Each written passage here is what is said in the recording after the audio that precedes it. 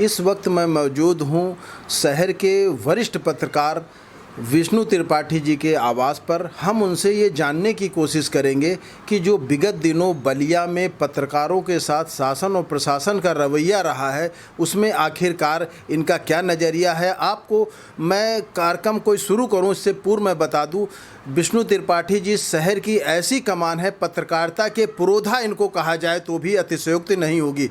इन्होंने यहाँ पर बहुत सारे प्रतिष्ठित अखबारों में कार्य किया, साथ ही इन्हीं के माध्यम से बहुत सारे अखबारों का यहाँ उदय भी हुआ। ये भी जो है बहुत बड़ी बात है कानपुर शहर के लिए। और आज इनकी उम्र 78 साल है। 78 साल की उम्र में भी एक जो है पत्रकारिता का जज्बा इनके अंदर लगा हुआ है। सर, आपका डिजियाना उत्तर प्रदेश संदेश में स्वागत है।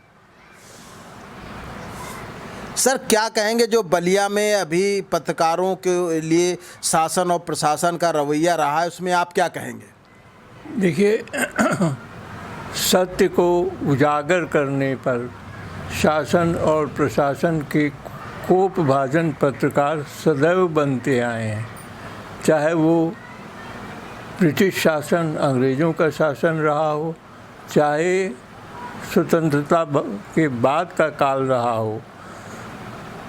सत्य को उजागर करना, तथ्यों को, असली तथ्यों को सामने लाना, ये पत्रकार का नैतिक कर्तव्य है।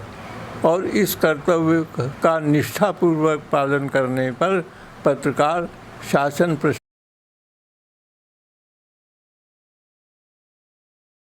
प्रशासन के द्वारा हमेशा प्रपीड़ित किए जाते रहे। कितने लोगों को जेल की हवा खानी पड़ी। इसलिए जेल की हवा खानी पड़ी कि उन्होंने तत्कालीन शासन के दुष्कर्मों, दुष्कृत्यों को, कुकृत्यों को उजागर किया था। लेकिन पत्रकार का, सच्चे पत्रकार का कर्तव्य यही है कि वो सच्चाई को सामने लाए। और सच्चाई को सामने लाने पर शासन प्रशासन का कोपभाजन बनना, ये सच्चे पत्रकार की नियति है।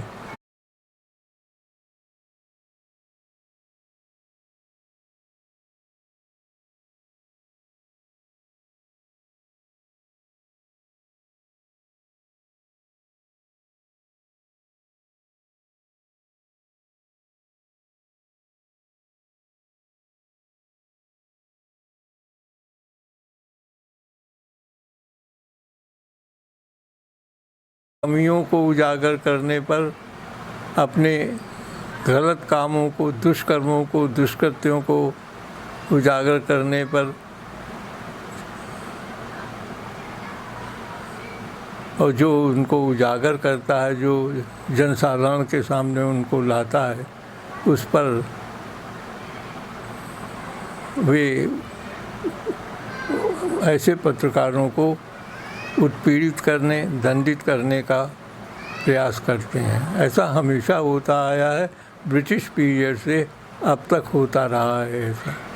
सर, जैसे आपका जो पत्रकारिता का दौर रहा, उस समय की पत्रकारिता का दौर जो अब जो चल रहा है, उसमें आप क्या परिवर्तन देखते हैं?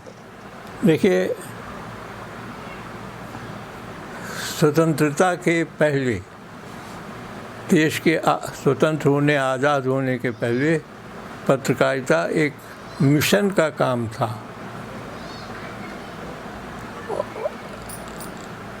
और स्वतंत्रता के बाद पत्रकारिता, और विशेष रूप से समाचार पत्र, धनोपार्जन, धन को ज़्यादा से ज़्यादा अर्जित करने का निमित्त या साधन बन गए। ऐसा आज भी होता है, ऐसा आज भी चल रहा है। जी। कि आप देखिए,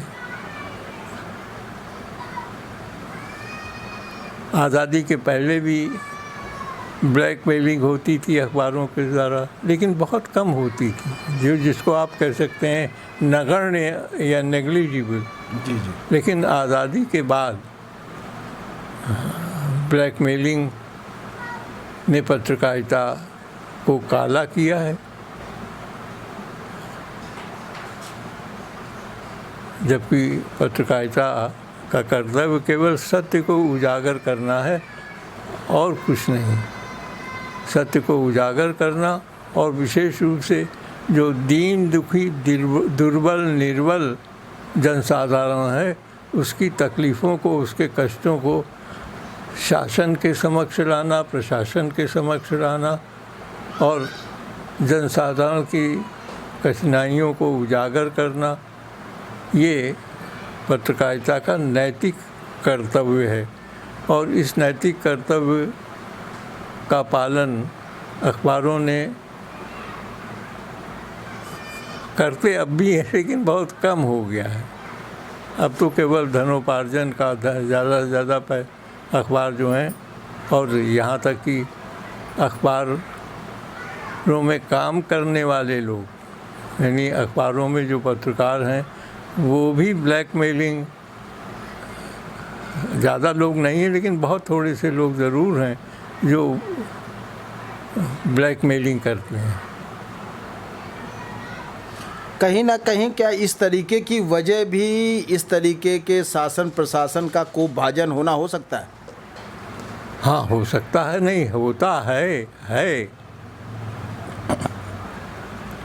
लेकिन जो ब्लैकमेलिंग करते हैं वो इस प्रकार करते हैं कि वो पकड़ में नहीं आते, लेकिन शासन प्रशासन की कमियों को, उनकी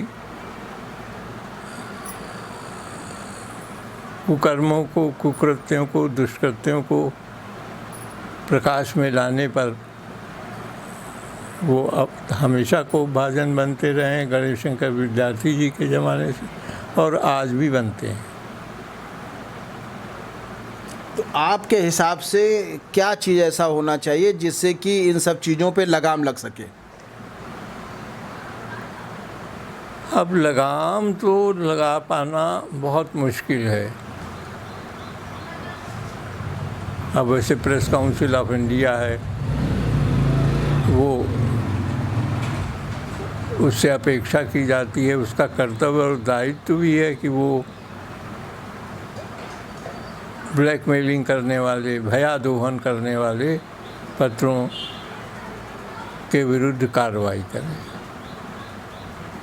सर, आपकी जो पत्रकारिता है किस सन से शुरुआत हुई थी? सन 64 से।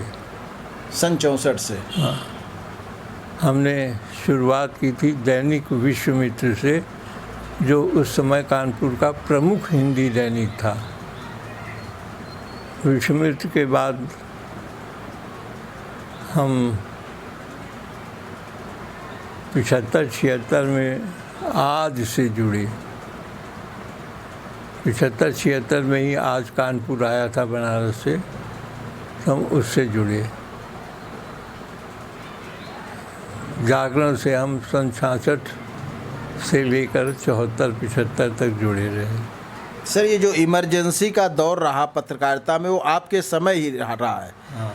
तो उस समय जो इमरजेंसी थी वो आपने बखूबी देखी थी। देखिए, इमरजेंसी में सच पूछिए तो अखबार में पत्रकार को लेखन की, कलम चलाने की आज़ादी कभी नहीं रही है। ख़ासतौर से आज़ादी के बाद पत्रकार को वही लिखना पड़ता रहा है जो पत्र का स्वामी चाहता है। पत्र के मालिकान, अखबारों के मालिकान जो चाहते हैं, उस हिसाब से पत्रकार को अपनी कलम चलानी पड़ती है। ये और आज़ादी के बाद तो विशेष रूप से पत्रकार वही लिख सकता है जो पत्र के मालिक या पत्र के स्वामी चाहें। वो क्रम, वो सिलसिला आज भी चला आ रहा है, क्योंकि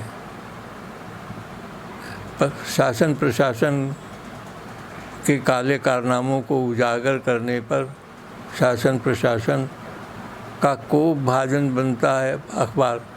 इसलिए जिसको बोलचाल की भाषा में ठकुर सुहाती कहते हैं, वो पत्रकार को मजबूरन करनी पड़ती है।